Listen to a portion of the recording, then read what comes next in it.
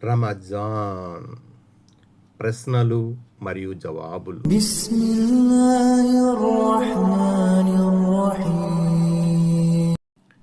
ఇస్లాం అంటే అర్థమేమిటి?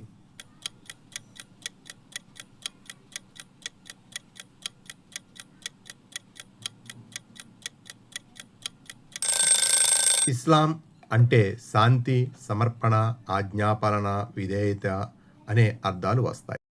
ఇస్లాం మూల స్తంభాలు ఎన్ని? అవి ఏవి?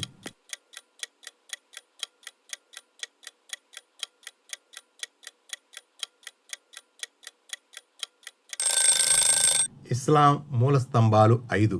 అవి: 1. తౌహీద్, అషహదు అల్లా ఇలాహ ఇల్లల్లాహు వషహదు అన్న ముహమ్మదున్ రసూలుల్లాహ్ సల్లల్లాహు అలైహి వసల్లం. 2. నమాజ్. 3. రంజాన్ ఉపవాసాలు. 4. జకాత్. 5. హజ్. తౌహీద్ అంటే ఏమిటి?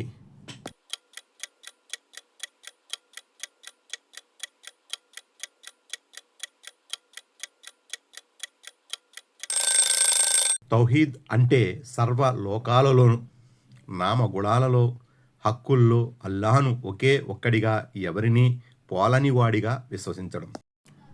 తౌహీద్ ఎన్ని రకాలు?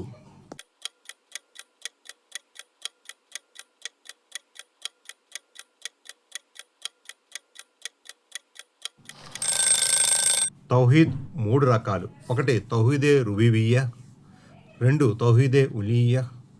3. తౌహీదే అస్మావి సిఫాత్. తౌహీదే రుబూబియ్యా అనగా నేమి?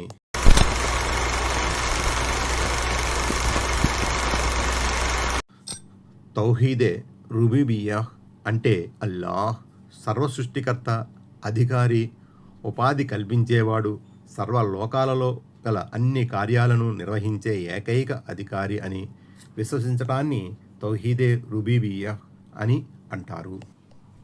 తౌహీదే ఉలూహియ్యా అనగా ఏమి?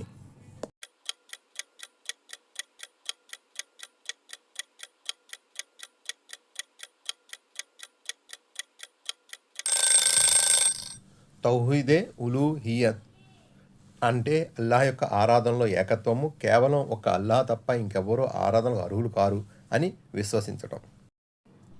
తౌహీదే అస్మా వ సిఫాత్ అంటే ఏమిటి?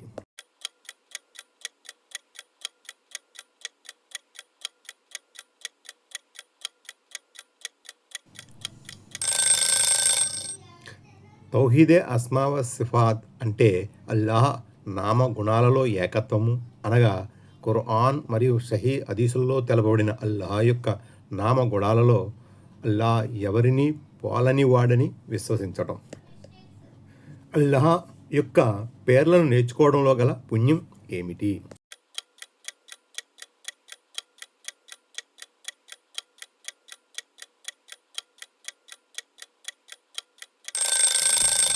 అల్లాహ్ పేర్లు తెలుసుకోవడం, కంఠస్థం చేసుకోవడం, దాని అనుగుణంగా ఆచరించడం వలన స్వర్గంలో ప్రవేశిస్తారు. అల్లాహ్ పేర్ల అనుగుణంగా ఆచరించడం అంటే ఏమిటి?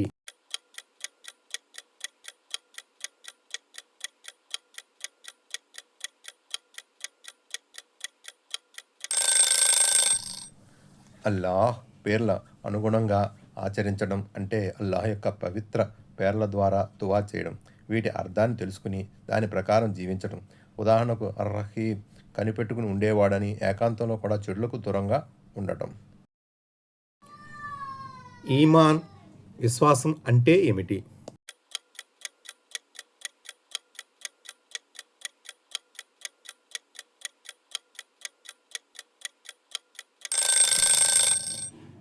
నోటితో పలికి, హృదయంతో నమ్మి, అవయవాలతో ఆచరించడాన్ని ఈమాన్ అంటారు.